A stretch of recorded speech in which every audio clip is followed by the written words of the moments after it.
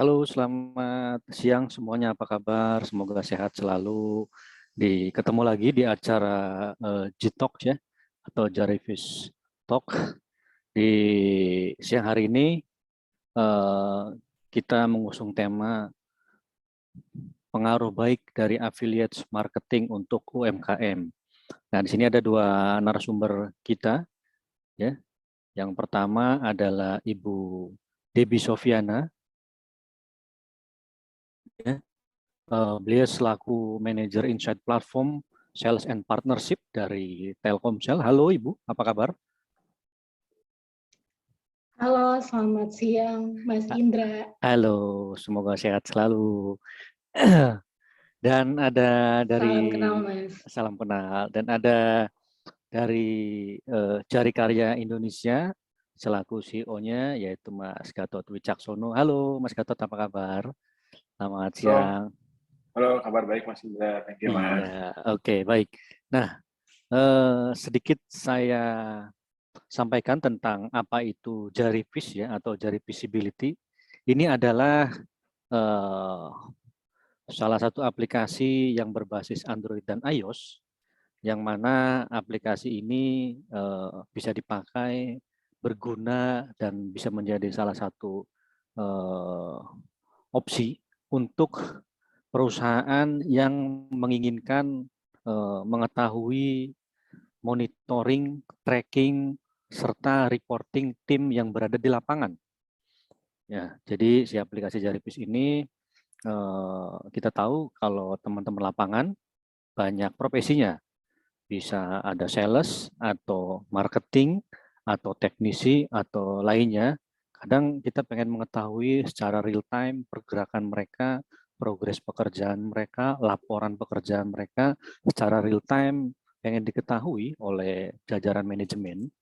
Nah, dengan aplikasi Jaripis ini secara real time apa yang mereka kerjakan bisa langsung diinput di aplikasi Jarivis, kemudian ketika sudah di-submit akan langsung diketahui saat itu juga oleh kantor, dan kita juga sudah ada websitenya bisa atau webnya CMS bisa ditarik reportnya. Kemudian ada salah satu fitur unggulan kita yaitu form builder ya. Jadi kita bisa meng-create inputan atau form sesuai dengan kebutuhan kita tanpa coding. Tanpa coding, jadi bisa mandiri Bapak Ibu. Bisa mandiri, bisa langsung membuat form di handphone masing-masing sesuai dengan kebutuhan. Nah, mungkin nanti lebih jelas, lebih detailnya sedikit akan ditambahkan oleh Mas Gatot. Silakan Mas Gatot, perihal Jarivis. Oke, thank you Mas Indra. Oke, terkait Jarvis tadi sebenarnya juga sudah disampaikan ya sama Mas Indra gitu ya, kurang lebihnya. Mungkin menambahkan sedikit, jadi memang eh, Jarvis hadir gitu untuk membantu teman-teman para pelaku usaha yang memang punya tim lapangan gitu ya. Kalau misalkan kita ngomong tim lapangan banyak, tadi juga mungkin udah di-mention juga sama Sindra, ada tim sales, tim kurir, tim surveyor gitu ya, tim merchant acquisition, apapun lah intinya mereka bergerak di lapangan gitu ya, nggak stay di office, itu kita bantu mereka untuk jadi digital gitu. Makanya sesuai dengan tagline-nya kita, Making Indonesian Field Workers Go Digital, semangatnya adalah kita pengen ngerejus kertas gitu kan ya, kita pengen ngebantuin mereka supaya pelaporannya itu langsung online real time gitu kan. Bayangin mereka udah capek-capek nulis di kertas gitu kan, terus sekarang lagi musim hujan, kehujanan, kertasnya basah jadi nggak bisa laporan ke atasannya, akhirnya performance mereka jadi nggak dianggap dan lain-lain gitu. Jadi kasihan mereka. Nah, kita coba bantu di sana untuk para pelaku usahanya, dan kita memang dari sisi komersialnya kita juga sangat amat murah, bisa dibilang seperti itu ya. Tagline-nya kita itu cuma satu teh botol per user per hari, gitu. Means cuma Rp5.000 per user gitu ya. Jadi sangat amat terjangkau. Jadi teman-teman para pelaku usaha nggak perlu invest gede di awal gitu kan, tapi jadi running cost saja, dan modelnya subscribe per user per bulan. Kurang lebih gitu Mas Indra. Baik, ya mungkin kurang lebih seperti itu penjelasan detail tentang apa itu Jarivis. Nah, sekarang kembali ke tema kita, pengaruh baik dari affiliate marketing untuk UMKM. Ya, kita tahu bahwa usaha itu atau aktivitas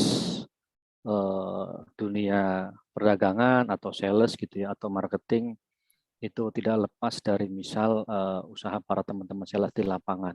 Dan bagaimana kita tahun-tahun ini kan musimnya kolaborasi gitu ya.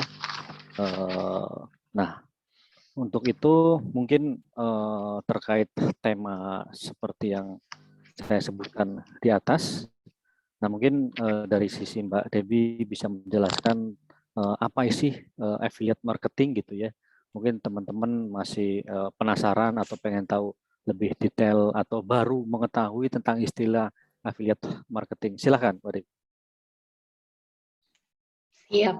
Terima kasih Mas Indra. Selamat siang Mas Indra, Mas Gatot, dan semua yang hadir di sini. Salam kenal, saya Debbie dari saya sekarang bekerja di Telkomsel sebagai Manager Insight Platform Sales dan Partnership. Jadi memang nyambung nih tema kita hari ini, yaitu spesifik ngebahas di digital platform. Tadi juga mungkin saya ucapkan terima kasih dulu atas undangannya. Kemarin salah satu tim Jarivis reach out saya. Terima kasih banyak sudah diundang ke sini. Terima kasih atas kesempatannya. Semoga sesinya bisa jadi bermanfaat. Seperti itu. Ya, baik. Makasih sebelumnya.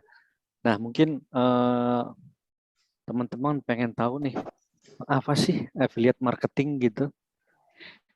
Ya, mungkin Mas Indra, aku izin untuk langsung share screen ya. Boleh. Dari materi yang sudah dipersiapkan.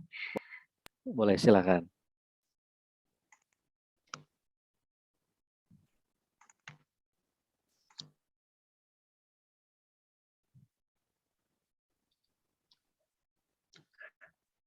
Oke, apakah sudah kelihatan Ya. Mas Indra dan Mas Gatot? Sudah. Sudah Mbak.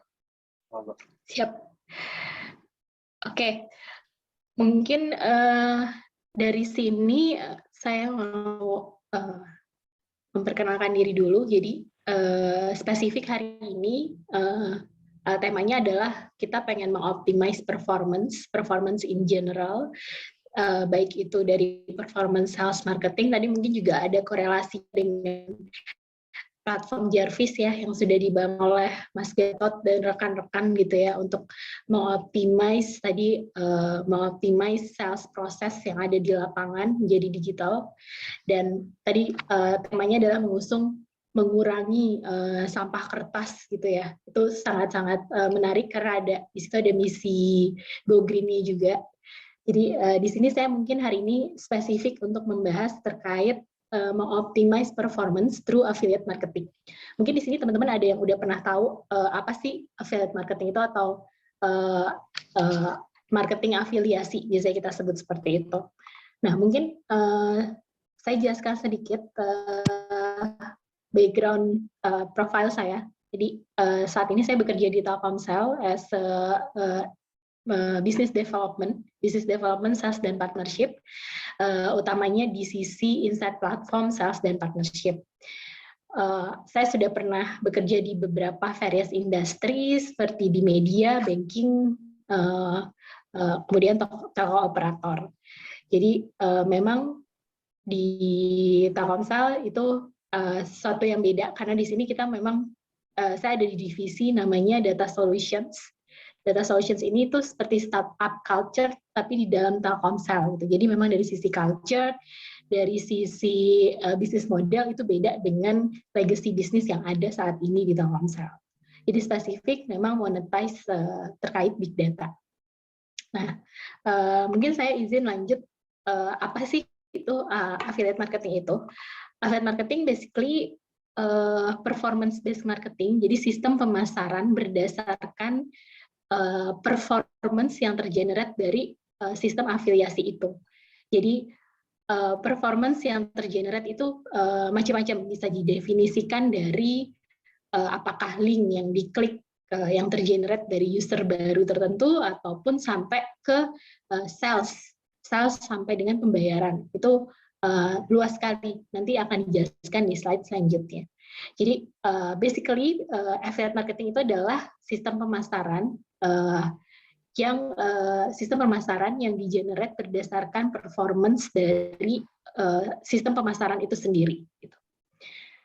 Nah, kalau kita lihat benefit dari affiliate marketing itu cukup banyak, teman-teman. Jadi kalau di sini bisa kita lihat, let's say kita bisa tahu nih, jika kita punya beberapa affiliate partner, misalnya nih saya punya toko baju misalnya, saya pasang di Shopee, saya pasang di Lazada gitu.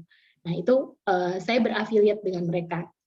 Nah dengan itu saya tahu nih berapa banyak produk saya yang akan terjual di masing-masing platform tersebut, sehingga stability dari produk, instead of saya jualan sendiri, itu saya berafiliasi dan dapat menjaga stability dari produk yang terjual. Bisa kita monitor misalnya setiap bulannya, setiap mingguan, atau bahkan daily. Yang kedua adalah dari sisi marketing cost.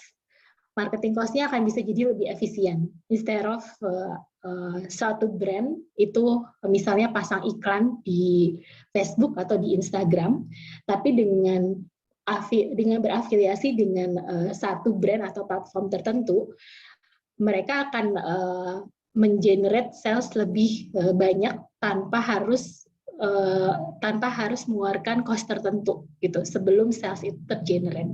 Jadi di sini kita juga bisa menekan efisiensi dari marketing cost. Kemudian lebih dari sisi customer juga lebih targeted dan tailored, karena di sini kita bisa milih, misalnya tadi saya punya brand specific fashion. Saya bisa pilih nih affiliate partner yang mau saya join itu, let's say siapa nih? Toko-toko online yang memang punya brand fashion.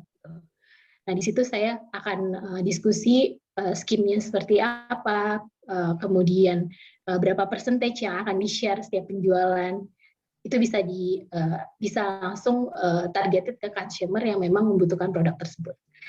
Kemudian dari sisi fulfill order without less deal with customer. Jadi kadang-kadang kan kalau kita punya toko atau UMKM punya toko, mereka pasti nggak punya sedikit yang UMKM yang punya di belakangnya customer service ya, untuk melayani komplain, untuk melayani retur barang gitu. Nah, dengan berafiliasi dengan platform atau brand tertentu, maka mereka akan cukup less deal dengan customer-nya, seperti itu. Jadi punya customer service tapi yang memang berafiliasi, gitu. Jadi tidak perlu mengeluarkan cost untuk customer service. Kemudian dengan affiliate partnership tadi, pasti itu akan di-generate suatu link gitu, di mana misalnya jika sales itu tergenerate dari platform tersebut, maka kita harus membayarkan sebagai merchant, kita harus membayarkan nih berapa persen ke platform tersebut gitu. Jadi trackable, termonitor berapa link yang akan tergenerate. Kemudian sistemnya bisa dibilang semi automatic basis gitu. Jadi semuanya sudah terarrange gitu ya, dari mulai naruh barangnya di mana, di kategori apa, sampai sales itu memang sampai bisa dibilang sampai ke pembayaran, seperti itu. Nah, ada 3 pain points yang mau saya highlight di dalam affiliate marketing. Jadi as a brand or as a platform itu sendiri, gitu, karena di sini ada tiga main yang akan jadi tiga role yang akan memang megang peran penting dalam affiliate marketing ini.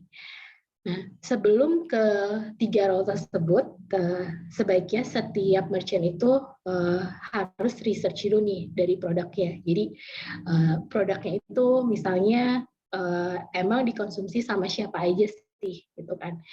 Misalnya dari misalnya brand baju spesifik, misalnya brand bajunya itu untuk hijabers, let's say seperti itu. Nah, itu kita analisis dari sisi gendernya, dari sisi umurnya, dari sisi purchasing power-nya biasanya berapa sih, gitu kan.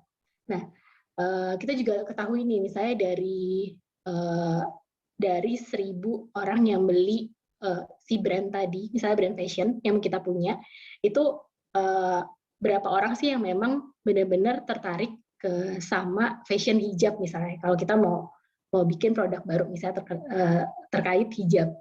Nah, itu kita bisa melakukan survei, misalnya survei kecil-kecilan, kita bikin gimmick, kita bikin hadiah, seperti itu. Jadi, kita harus research produknya dan siapa yang pakai. Kemudian, setelah terjadi penjualan, kita juga harus analisis nih, visitornya tuh berapa banyak sih, misalnya hari apa aja yang peak season, di mana customer itu paling banyak memakai atau memakai atau mengenerate sales. Gitu. Kemudian popularity dari platform yang kita jadikan afiliasi tadi. Apakah memang dari segi visitorsnya itu banyak, terus memang dari organik bukan visitor bodong gitu ya. Terus dari sisi pattern-nya biasanya dia mengenerate berapa banyak di hari apa, itu bisa diklasifikasikan. Kemudian dari UI UX-nya, apakah sesuai nih si platform tersebut dengan identity brand kita. Itu dari traffic pattern-nya. Kemudian dari sisi commission yang tergenerate dari affiliate marketing. Bisa dikategorikan berdasarkan produknya. Jadi semakin niche suatu produk, pasti revenue share-nya akan semakin, atau komisinya akan semakin besar. Terus value of produknya tuh semakin tadi banyak volume atau misalnya memang barang sehari-hari yang dikonsumsi, itu pasti persentasenya semakin dikit. Dan satu lagi itu terkait dengan komisinya. Jadi komisinya kita generate based on apa nih? Based on weekly, based on monthly, atau misalnya kalau mereka sampai di penjualan tertentu, itu mereka akan mendapatkan misalnya additional discount, seperti itu. Next, what roles involved in affiliate marketing? Jadi ada 3 roles di sini yang terlibat di affiliate marketing, teman-teman. Jadi pertama, merchant itu sendiri. Tadi kalau saya ibaratkan dengan customer yang merchant yang jual misalnya produk fashion. Nah, dari situ pain point review-nya misalnya tadi dari produk fashion yang terjual itu kita dapatkan dari afiliasi mana aja nih yang paling besar. Terus kita melakukan campaign nih, misalnya kita bikin produk, kita bikin untuk produk tertentu di clearance sale misalnya, atau pada saat festive season 11-11, 12-12, 13-1-1 gitu misalnya. Nah itu bisa kelihatan tuh seberapa besar campaign yang paling impactful di antara periode itu. Kemudian kita cek nih apakah si merchant tersebut atau si brand afiliasi tadi oke dengan komisi yang ditawarkan gitu. Nah dari sini merchant juga harus provide spesifik, misalnya dari sisi advertising tools gitu, misalnya kreatifnya apakah dibuat sesuai tema gitu kan, atau misalnya spesifikasi image-nya gitu, misalnya relate ke brand let's say hijab gitu, berarti cewek, misalnya cewek muda dan misalnya aktif gitu, seperti itu. Nah kemudian dari merchant tersebut juga harus memberikan referral links. Setelah itu harus ada commission percentage atau persentasi yang sesuai dengan kesepakatan antara merchant dan platform. Ini dari sisi merchant. Nah, merchant ini bisa dibantu oleh si platform tadi, platform afiliasi tadi untuk misalnya bikin tracking link platform. Mungkin ini juga bisa diaplikasikan oleh teman-teman di Jarivis gitu ya. Kalau misalnya nanti bikin sales performance gitu di lapangan gitu, bisa tuh dimasukin misalnya UMKM itu dibikinin setiap UMKM itu link misalnya gitu. Kalau misalnya mereka download link ini atau mereka di-provide link monitoring ini, mereka bayar lagi misalnya kayak gitu. Nah, tracking link itu biasanya isinya apa aja sih? Jadi biasanya kita pasti ada matriks yang harus dipenuhi dari setiap merchant gitu ya. Dari setiap merchant yang di track itu dikasih link yang berbeda-beda. Jadi kita bisa tahu nih merchant mana yang performance-nya bagus, merchant mana yang performance-nya nggak bagus. Dari sisi kreatifnya juga disesuaikan.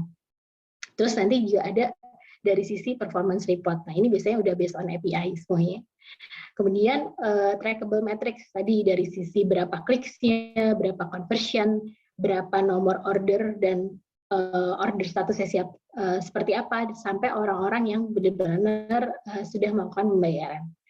Nah, kalau dari sisi audience insight, tadi kita juga mesti tahu nih audience interest-nya terhadap brand tersebut itu ada di mana, kemudian produk kategorinya itu sesuai atau tidak, gitu ya. Jangan sampai produk, misal produk baby ditaruhnya di elektronik, misalnya seperti itu.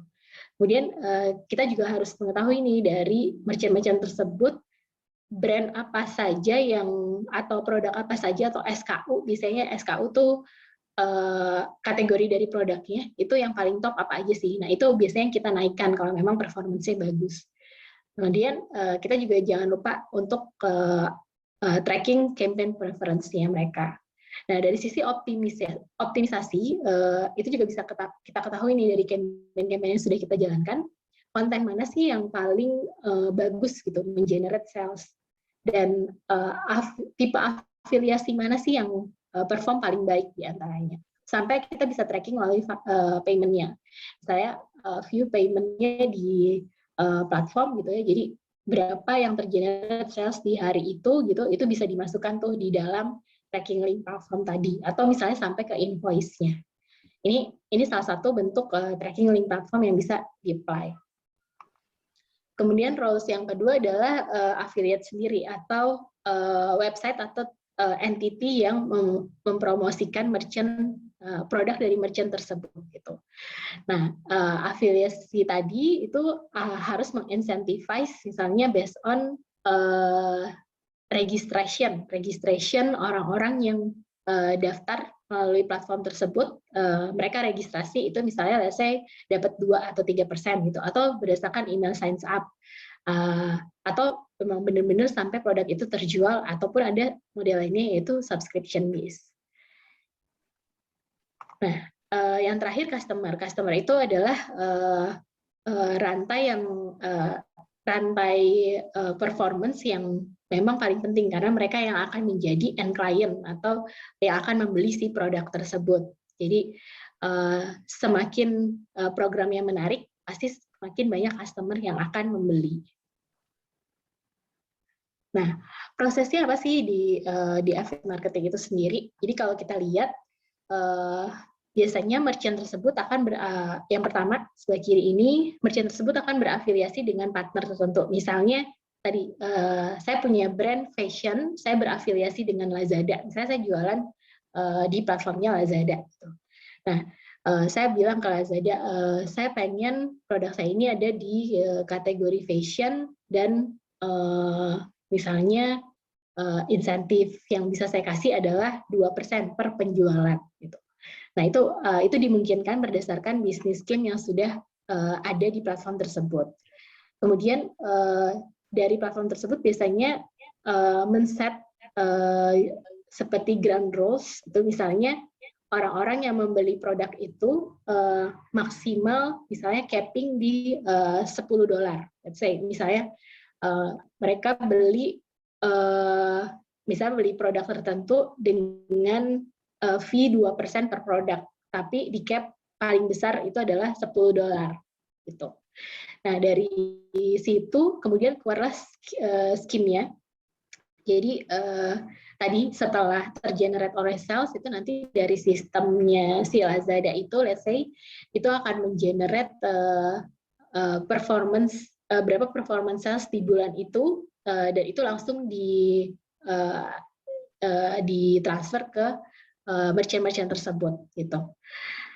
Nah, mungkin skemnya di sini, jadi kalau dari profitable affiliate scheme itu macam-macam teman-teman. Jadi kalau misalnya kita lihat, biasanya range-nya itu di 5-12%, tapi ada di atas 12%, itu kalau kita lihat produk-produknya Amazon itu ada yang di atas 15%, cuman itu lebih ke niche produk. Misalnya tadi dia jualan server atau dia jualan cloud gitu. Itu sistem order cap dan sistem afiliasinya itu beda-beda. Nah, kalau di range industri itu bisa sekitar 5-12%.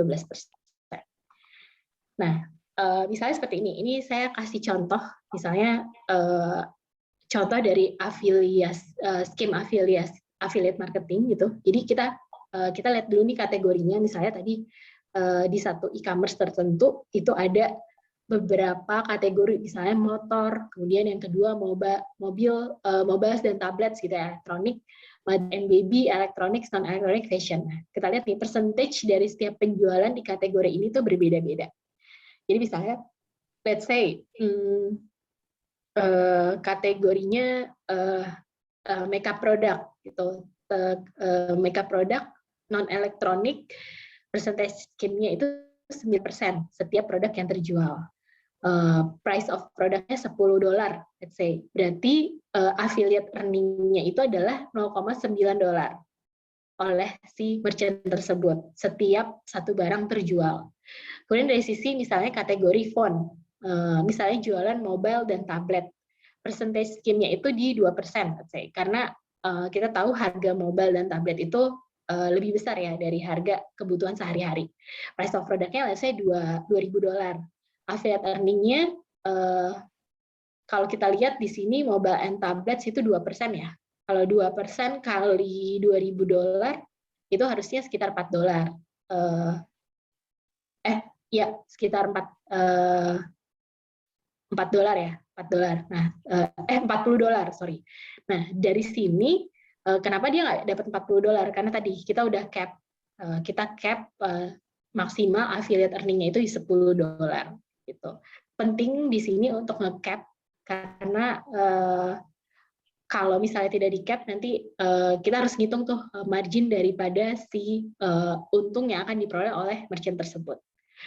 Nah, contoh lainnya success story yang sudah dilakukan itu salah satunya saya ambil contohnya adalah di Amazon Associate namanya. Jadi Amazon Associate ini adalah referral program dari Amazon untuk mereka membayar tadi si merchant-merchant yang bisa mendatangkan traffic ke website mereka gitu. Nah, biasanya mereka bagi tuh kayak gini, produk kategori misalnya PC, digital, atau misalnya mereka ada Amazon Fresh, Amazon Games, itu fixed commissions-nya beda-beda nih, tergantung dari produknya itu sendiri gitu. Nah, kalau dari Amazon sendiri success story-nya affiliate commission rates itu ranging from 3-15%. Tapi ada juga nih yang lebih besar dari 50%, tergantung tadi industri dan produk markup-nya seperti apa. Biasanya yang agak tinggi itu tadi yang saya bilang tergantung dari niche produknya. Misalnya kita beli cloud atau kita beli cloud di Amazon gitu ya. Nah, itu biasanya produknya, komisi dari si produk tersebut itu pasti akan lebih besar dibandingkan dengan produk di daily. Seperti itu. Nah, ini juga contoh-contoh lainnya, misalnya di Amazon itu kategorinya banyak banget, dari mulai luxury beauty, terus ada juga musik, ada juga physical books, ada juga PC yang dijual. Ini berbeda-beda nih harganya nih. Ya, maksudnya fixed commission income rates-nya berbeda-beda tadi, tergantung semakin niche barang itu, kayak luxury brand mungkin dijualnya nggak kayak kita jualan aqua gitu ya. Itu jualannya mungkin cuma 1 atau 3 gitu. Nah, ini makanya dihasilkan commission rate yang lebih besar. Seperti itu.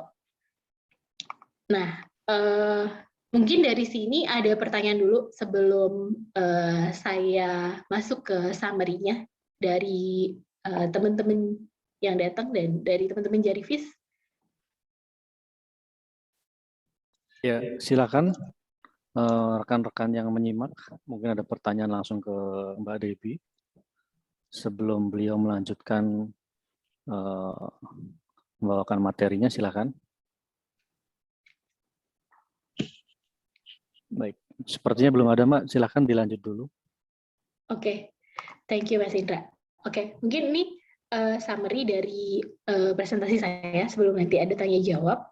Jadi bagaimana menentukan profitable affiliate scheme.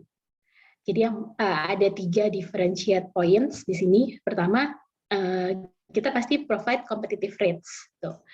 Kita pasti akan perlu semacam campaign nih, atau kita create program untuk merchant-merchant yang akan kerjasama dengan kita gitu. Nah, ini kita harus fleksibel nih dengan budgetnya gitu, dan benar-benar kita mengenerate si affiliate program tadi untuk sales sampai ke cost per sales atau profits gitu. Dan tidak lupa juga kita juga kadang-kadang harus menyelipkan gamifying compensation gitu. Misalnya untuk merchant-merchant yang memang high performance, kita berikan kompensasi. Misalnya mereka dapat diskon lebih besar gitu, atau mereka bisa menjualkan produk lebih banyak, itu kita kasih misalnya yang standarnya misalnya 2%, kita gedein misalnya jadi 3% gitu. Kemudian yang kedua, maintain a good relationship with your affiliates. Ini penting karena harus tetap termonitor performance mereka.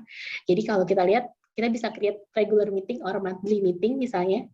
Kemudian upskill si manajernya atau PIC dari kita berikan training, kita berikan pengetahuan tertentu gitu. Dan itu harus dilakukan regularly. Jadi mereka terupdate juga nih dengan platform yang kita punya.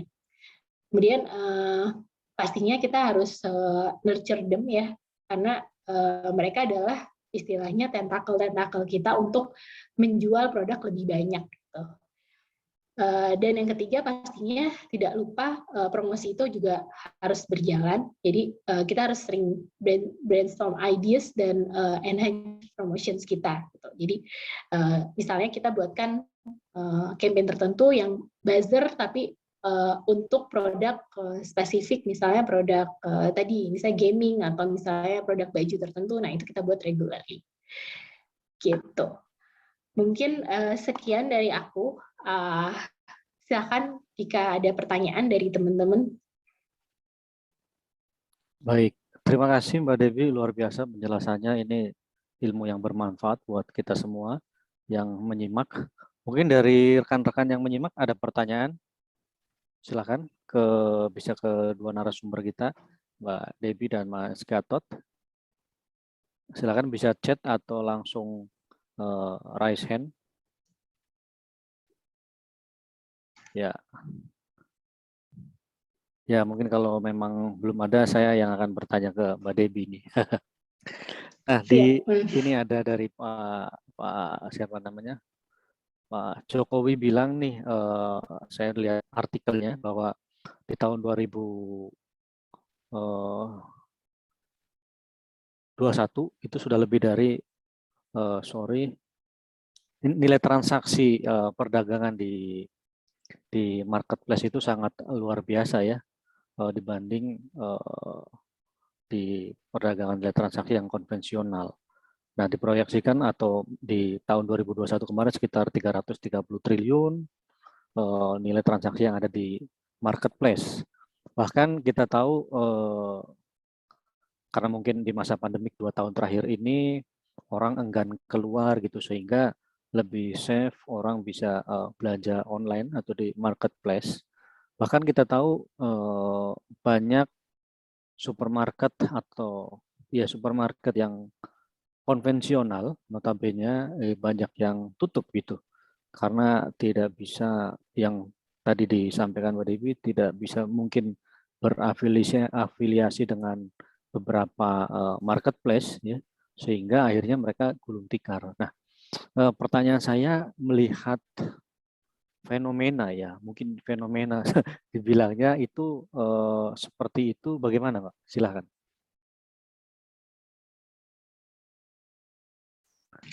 Oke, Mas Indra. Jadi memang kalau kita lihat ya pandemi ini kan memang memaksa kita untuk berubah jadi digital gitu. Kalau misalnya dibilang siapa sih CEO transformasi gitu ya, CEO of transformation ya pandemi gitu.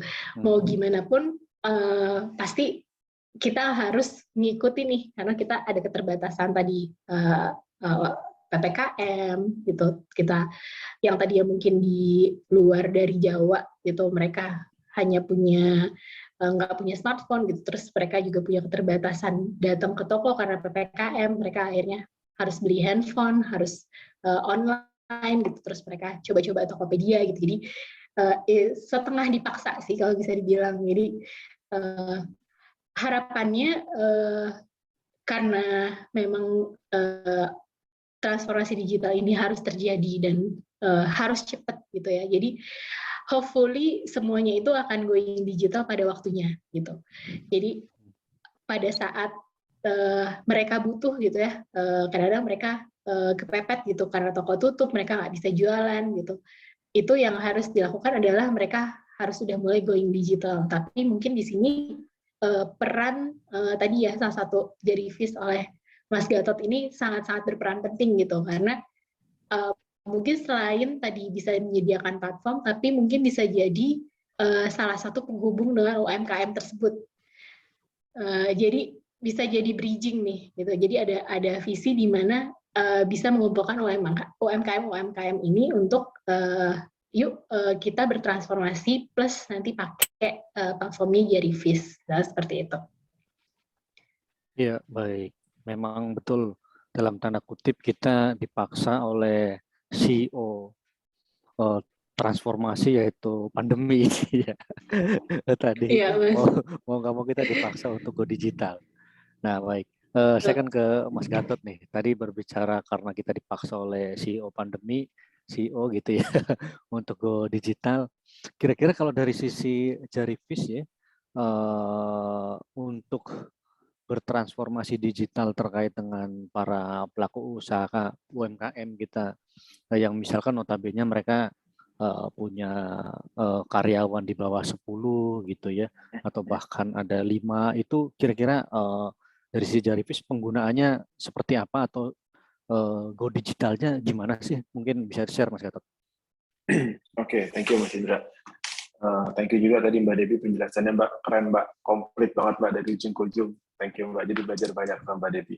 Oke, kalau dari sisi Jarivis bisa ngebantu sebenarnya gini Mas, kalau misalkan let's say teman-teman pelaku usaha gitu ya, let's say UKM gitu kan, atau yang low ke middle lah gitu, yang misalnya punya low ke middle itu, ketika mereka punya tim lapangan gitu, atau tim sales, atau tim apapun lainnya bekerja di lapangan, kita bisa bantu mereka dari sisi proses penugasan, dari sisi proses pelaporannya di aktivitas di lapangan itu, mereka udah nggak perlu nulis-nulis gitu kan. Karena saya banyak ketemu gitu ya, saya ada di daerah dekat rumah saya itu ada toko retail gede gitu kan, toko warung gede gitu kan, distributor gede. Nah itu masih, tolong dong anterin ke toko yang ini yang lebih kecil gitu kan, karena toko yang ini beli sekian banyak rokok, beli sekian banyak barang gitu kan, itu di sana masih manual gitu kan, dan pas sampai sana proses transaksinya pun masih dilakukan secara manual, nuruninnya segala bukti sudah terkirim dan segala macam itu nggak ada gitu kan, bahkan nggak ada. Nah itu pas sampai masih dimintain dicatat barang ini 10, oke, ada itu kan masih manual. Bayangin kalau kertasnya itu hilang, jatuh, nanti sampai kantor masih harus direkap lagi gitu kan, sampai tokonya berapa kali kerja. Nah, kita hadir justru buat ngebantu teman-teman para pelaku usaha yang memang dreams-nya kita kan dreams-nya Jarivis adalah kita pengen ngebantuin mereka supaya jadi digital, supaya reduce paper segala macam, supaya mereka juga bisa growth gitu kan. Karena kalau misalkan mereka nggak mau berkembang zaman sekarang kayaknya rada susah gitu ya. Mungkin Mbak Devi juga setuju juga kalau misalkan kita nggak berkembang agak susah gitu kita buat growth-nya. Karena sekarang kitanya nggak berkembang tapi sebelah kanan kiri kita udah pada berkembang, kita pasti ketinggalan. Contohnya kan kayak gitu. Nah, dari sisi penugasan, dari sisi pelaporan, dari sisi reporting juga yang orang kantor gitu, yang si business owner-nya ini, itu juga mereka nggak perlu repot-repot. buat bikin report lagi, karena udah tinggal masuk ke website ke CMS-nya kita, terus nanti mereka tinggal download reportnya. Selesai deh, udah selesai tugasnya. Gitu Mas Indra. Baik, makasih Mas Gatot atas penjelasannya. Jadi bagi teman-teman atau Bapak Ibu yang punya usaha yang pengen go digital, mungkin ya Jarivis bisa jadi salah satu opsi solusi ya untuk go digital. Nah, ini saya kembali ke Mbak Debbie. Nah, kira-kira kan misalkan ada usaha UMKM ya, UMKM yang sekarang luar biasa banyak sih sepertinya, karena orang di masa pandemi yang awalnya bekerja di kantoran, kemudian karena satu dan lain hal tidak bekerja lagi, sehingga mereka usaha mandiri atau UMKM. Nah, usaha-usaha seperti itu kira-kira perlu nggak sih mereka ngebuat website khusus gitu ya, terkait usaha mereka supaya lebih cepat dikenal di masyarakat, atau hanya cukup mereka berafiliasi dengan beberapa marketplace? Itu silahkan Mbak Dewi. Pertanyaan yang bagus Mas Indra. Jadi kalau menurutku tergantung dari sizing dari si UMKM tersebut ya Mas. Kalau menurutku. Jadi pertama, apakah UMKM tersebut small, medium, atau memang sudah besar gitu. Kalau misalnya yang small, kita nggak mungkin paksain mereka punya website gitu ya. Tapi kita utilize platform yang ada. Tadi misalnya salah satunya marketplace, itu paling mudah dan paling cepat. Gitu. Yang kedua, tadi kita lihat sizing-nya dulu, dan apakah ada budgetnya gitu ya, terkait dari sizing tadi. Yang kedua, kalau misalnya sudah ada, kalau misalnya tadi ternyata memang UMKM-nya besar gitu dan dibutuhkan, itu yang pasti menurut saya website saat ini is just website gitu. Jadi website itu mengkorelasikan kalau misalnya brand A ini sudah established dengan adanya website gitu. Tapi memang dari sisi sekarang orang nggak cuma hanya lihat website gitu, bahkan kalau misalnya lihat promo-promo sekarang, misalnya kita pergi ke restoran atau kita pergi ke online shop tertentu, itu bahkan lihatnya Instagram gitu kan. Jadi menurut saya perlu 360. Jadi yang penting mereka punya platform digital dulu. Kalau misalnya mereka nggak bisa, mereka nebeng dulu tadi dengan cara afiliasi tadi, dan mereka mau optimize tadi sosial media yang sudah ada gitu, atau bahkan sosial media dari platform afiliasinya. Menurut saya itu saat ini sudah cukup sih. Ya. Ya, artinya menyesuaikan dengan kondisi yang ada di masing-masing bisnis atau usahanya. Nah, tadi Ya, menarik betul. tuh, menarik sosmed ya. Kita tahu sekarang kekuatan sosmed luar biasa gitu. Bahkan apapun mungkin dari beberapa kebijakan pemerintah yang awalnya diabaikan, tapi karena di sosmed rame, di beberapa platform sosmed jadi rame nomor 1 gitu ya, trending. Jadi sehingga kebijakan pemerintah berubah. Itu kekuatan sosmed, karena netizen kita seperti itu, kita tahu semua. Nah, baik.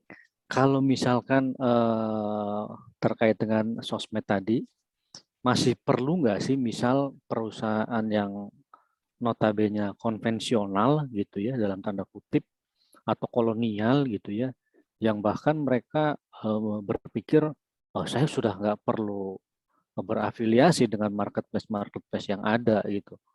Saya sudah cukup dengan jalur distribusi yang ada pun saya sudah bisa bertahan hidup sekian tahun gitu ya. Tapi kita kembali lagi seperti sejarah Nokia lah. Nokia sampai gimana seperti itu. Nah, kalau dari sudut pandang Mbak Debbie, jika ada perusahaan yang berpikir seperti itu, perusahaan konvensional gitu ya, itu gimana Mbak? Silakan.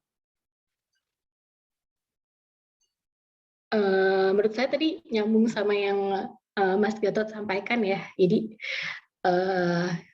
di era digital ini kemampuan beradaptasi dan kalau dibilang bahasanya itu agile, Mas. Jadi harus agile gitu. Jadi apalagi pelaku UMKM sekarang ya, semakin banyak saingannya, semakin banyak kompetitornya gitu dengan barang yang sama. Nah, kalau kita nggak pertama kalau kita nggak masuk ke dunia digital, itu pasti scope dari segmennya akan itu aja gitu. Dengan digitalisasi ini, dengan misalnya tadi kita nempel ke marketplace, itu kita nggak buka yang tadinya cuma sekitar misalnya di daerah spesifik, di daerah Cilandak gitu misalnya rumahnya. Hanya di Cilandak aja ini tuh bisa sampai keluar kota gitu, bahkan keluar pulau gitu. Kalau bahasanya e-commerce kan democratizing e-commerce gitu, e-commerce market gitu. Jadi membuka peluang sebanyak-banyaknya. Yang pasti satu, mereka pasti nggak akan dapat peluang gitu ya. Pasti yang akan dapat peluang lebih banyak itu yang akan nempel ke digital atau ke e-commerce gitu. Bahkan sekarang banyak kalau kita lihat Grab atau Gojek yang punya toko di Grab atau Gojek, mereka tuh sama sekali nggak punya lahan gitu ya. Maksudnya nggak mesti ada tempat orang nongkrong. Jadi mereka cukup bikin di garasi mereka atau di rumah mereka, tapi mereka bisa start bigger dengan nempel ke marketplace atau platform tadi. Gitu.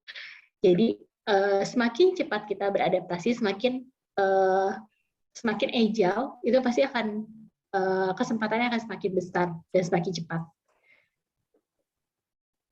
Betul sekali. Mau kamu kita harus agile tadi dengan satu keadaan yang sekarang gitu ya, untuk mengimbangi arus teknologi yang luar biasa kencangnya gitu ya.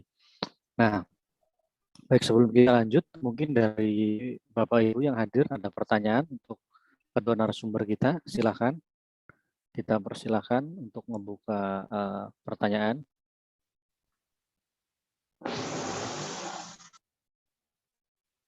Silakan Bapak Ibu.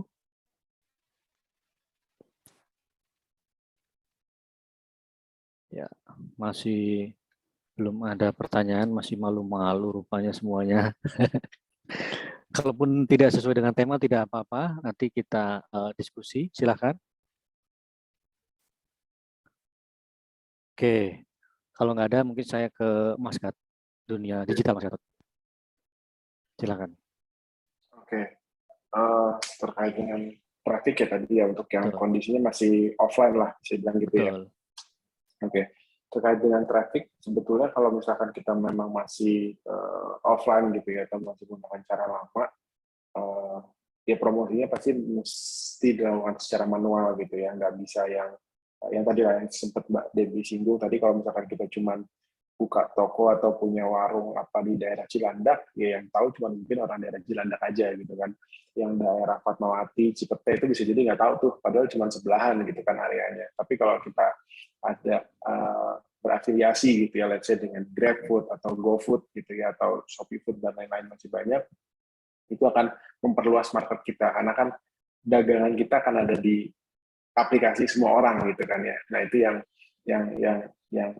bisa mempercepat gitu. Nah tapi kalau yang dari sisi yang tadi masih let's say masih offline gitu ya, itu pasti akan bisa dibilang mungkin akan pakai cara lama gitu ya, yang word of mouth lah ya. Jadi kalau habis makan di mana enak, cerita sama temennya, di situ ada makanan enak tuh, gua kemana habis makan gitu ya. Mungkin akan seperti itu gitu, yang bisa mendatangkan chance. Tadi lagi kita tokoh di Cilandak, orang dari Pamulang bisa main ke situ, orang dari Ciputat bisa main ke situ karena teman ke teman gitu.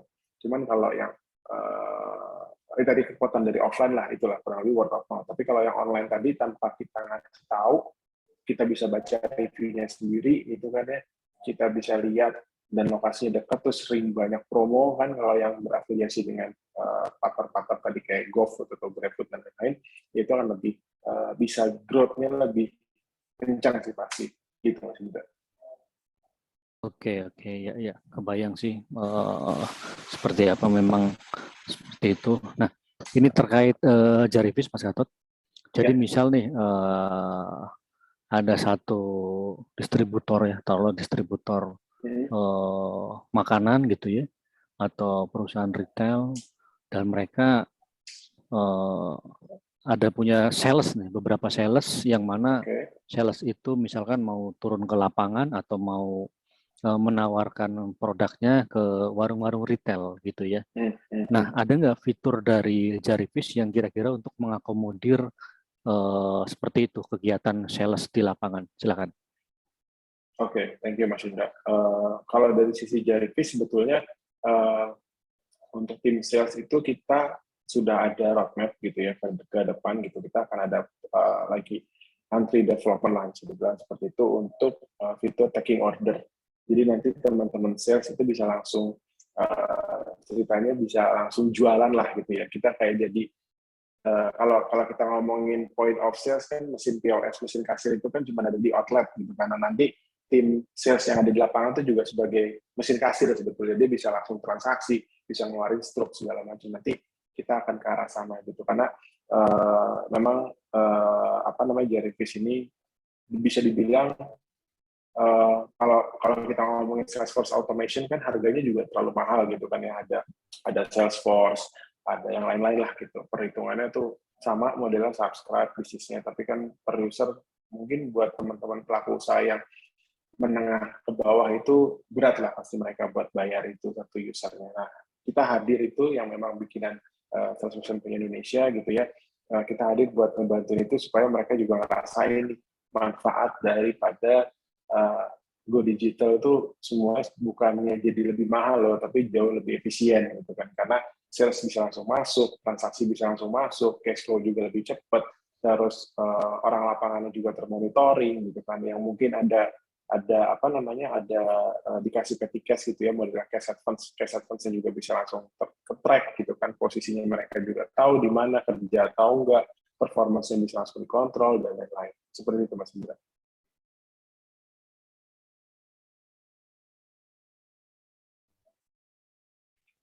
Sorry, kemute Mas Indra. Mas.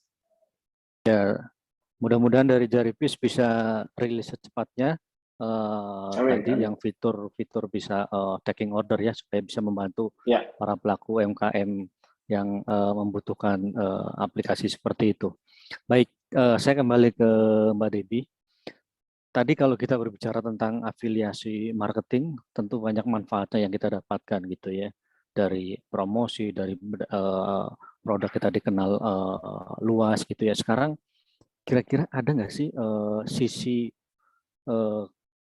kurangnya gitu dari afiliasi marketing itu? Ada nggak kira-kira?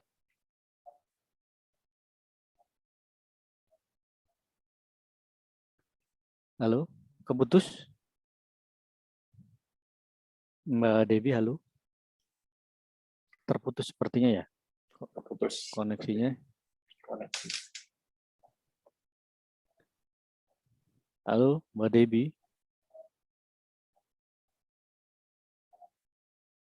Ya, sepertinya terputus. Baik, kita nunggu saja.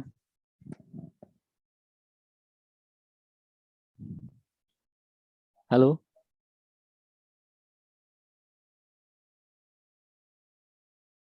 Cek Mbak Debbie, masih belum? Ya, terkait tadi dengan fitur yang bisa taking order itu jika memang sudah ada rilis itu sangat membantu sekali Mas Gatot ya.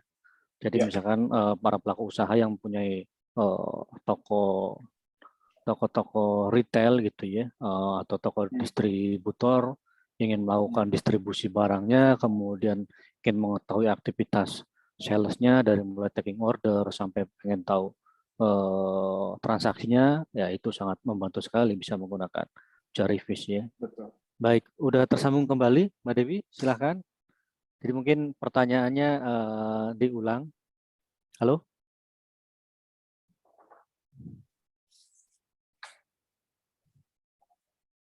Halo?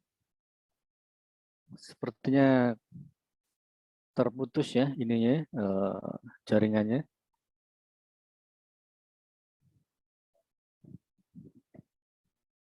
Halo?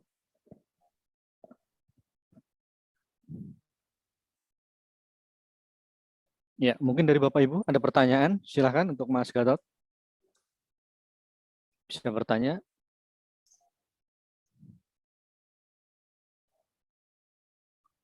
Walaupun tidak sesuai dengan tema nggak apa-apa, misalkan berkaitan dengan teknologi, dengan bisnis dan lain sebagainya. Silakan kita kasih kesempatan pada Bapak Ibu sekalian yang ingin bertanya. Oke, rupanya belum ada pertanyaan ya. Baik, saya kembali ke Mas Gatot. Apakah benar nih saat ini Jarifish sudah ada di iOS, Mas Gatot? Betul, betul, Bang. Isu-isunya kan sudah ada, saya dengar-dengar. Sudah rilis. Betul, betul, betul. Alhamdulillah kita sekarang sudah rilis juga di iOS. Walaupun memang mungkin perlu saya sampaikan adalah untuk fiturnya belum sebanyak yang ada Halo, di Mas Android. Indra. Apakah Halo. suaraku kedengaran, Mas? Kedengaran, Ya, dengar. Mbak Halo, Debbie. halo. Halo, Mbak Debbie, halo. Putus lagi sepertinya. Oke, saya coba jawab yang tadi dulu ya, Mas ya. Terkait dengan iOS, betul Ya. kita sudah ada di iOS, jadi teman-teman bisa langsung coba cari aja di App Store gitu ya, Jarifish gitu ya, nanti langsung muncul, install. Tapi memang perlu saya sampaikan adalah terkait dengan fitur mungkin belum sama dengan yang ada di Android, tapi belum sama dalam artian ada beberapa fitur yang sudah bisa digunakan, ada beberapa modul atau fitur yang belum bisa digunakan. Itu kita untuk yang tim mobile iOS-nya juga terus development supaya bisa cepat dipakainya nanti gitu. Baik. Terima kasih Mas Gatot. Halo Mbak Debbie. Halo. Halo. Halo Mas, sorry. Tadi kayak koneksinya bermasalah. Nih aku Baik. udah kedengeran belum ya suaranya? Sudah ya. Sudah, Mbak. Oke, mungkin maaf. Iya, nggak apa-apa. Saya ulang pertanyaannya ya. Tadi kan kita tentang afiliasi marketing gitu ya. Ada banyak benefit yang didapatkan para pelaku usaha ya. Nah, tentu tadi sangat bermanfaat dengan adanya afiliasi marketing. Nah, kira-kira ada nggak sih kelemahannya dengan kita berafiliasi marketing tersebut, Mbak Dewi? Silakan. Oke, mungkin dari sisi affiliate marketing sendiri,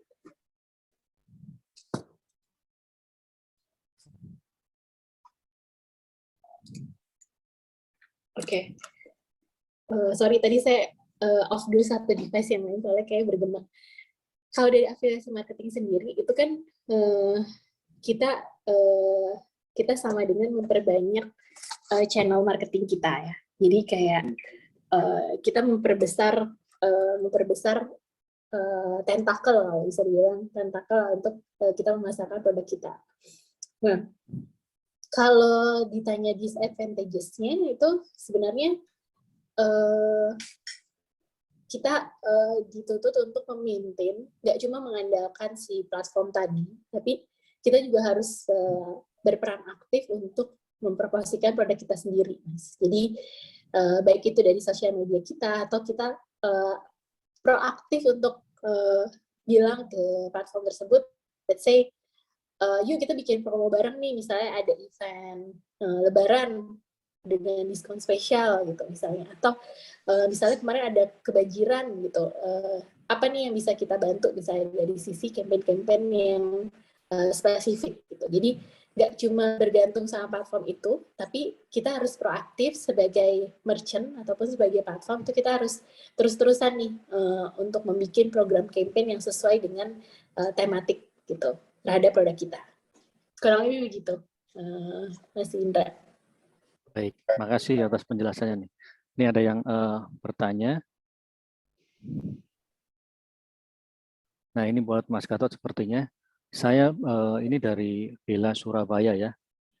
Masih awam nih mengenai Jarifish. Apakah di Jarifish itu konsepnya mentoring para pelaku UMKM atau bagaimana? Dan apakah pelaku UMKM ini diberi fitur yang leluasa untuk berkonsultasi mengenai marketingnya? Silakan Mas Gatot. Oke, thank you Mbak Bella, salam kenal. Thank you Mbak pertanyaannya Mbak. Terkait dengan Jarifish sendiri, sebetulnya kita penyedia aplikasi aja Mbak. Jadi kita sifatnya bukan mentoring gitu ya, tapi ini kita lebih membantu teman-teman UMKM yang punya tim sales, yang punya tim kurir sendiri gitu ya, apapun yang misalnya Mbak Bella punya tim lapangan gitu ya, ada tim misalnya punya tim sales tadi, misalkan dan lain-lain gitu ya, itu kita bisa bantu monitoring teman-teman yang di lapangan itu. Karena kita punya fitur tracking dan monitoring, gitu, jadi tahu lokasinya mereka ada di mana, kita tahu mereka beneran kerja atau enggak, gitu kan. Sekarang udah dapatnya berapa, gitu kan, ke customer mana aja, gitu kan. Nah, itu semuanya ada di aplikasinya si Jellyfish. Jadi terkait dengan mentoring, mungkin lebih tepatnya bukan mentoring lah kali ya, mungkin saya nyebutnya lebih ke lebih ke sharing kali, sharing dari pengalaman customer Jellyfish yang sebelumnya itu kita pernah handle beberapa customer juga gitu ya, yang sifatnya memang usahanya memang kecil menengah, itu mungkin kita bisa bantu sharing di sana, dan kita bisa bantu bantu jasa, bukan jasa ya, bentuknya lebih ke sesi konsultasi lah, bisa dibahas seperti itu untuk tim lapangan. Seperti itu Mbak Bella. Nah, oke, baik Mas Gatot. Nah, misalkan ada yang tanya juga nih, misalkan ada pelaku usaha yang bisa nggak sih Jellyfish ini nyobain dulu, ngerasain dulu pakainya atau trial dulu, bisa nggak sih begitu Mas Gatot? Bisa banget Mas Indra. Jadi kalau misalkan ini kita memang setiap teman-teman pelaku usaha yang memang mau coba Jellyfish gitu ya, bisa nanti mungkin boleh dibantu untuk ditulis nomor teleponnya kali. Oh, ini Mas Indra sudah ya. Bisa nanti langsung menghubungi ke Mas Indra aja. Nanti akan ada trial gratis selama kurang lebih 2 minggu untuk berapapun tim lapangannya. Jadi Bapak Ibu bisa langsung nyoba ini Jellyfish gitu ya, dan kelihatan nih nanti impact-nya. Oh, ternyata udah dari report ini, oh ternyata kita bisa tahu nih teman-teman ada di mana posisinya gitu ya, nggak perlu pakai kertas lagi, yang kayak gitu-gitu nanti bisa langsung rasain. Seperti itu Mas Indra. Baik, makasih Mas Gatot. Sebelum kita mengakhiri sesi talk show kali ini, mungkin ada pertanyaan lagi dari para peserta, silakan. Bisa raise hand atau open cam kedua narasumber kita. Iya, baik. Kita di penghujung waktu, Mbak Debbie, Mas Gatot. Sebelum kita akhiri talk show kali ini, mungkin bisa open cam semua untuk dokumentasi foto ya. Sekarang silakan Mbak Tresya, mau dibantu ya. Oke, terima kasih buat Mbak Debbie, Pak Indra, Pak Gatot untuk sesinya hari ini. Boleh teman-teman kita on cam dulu.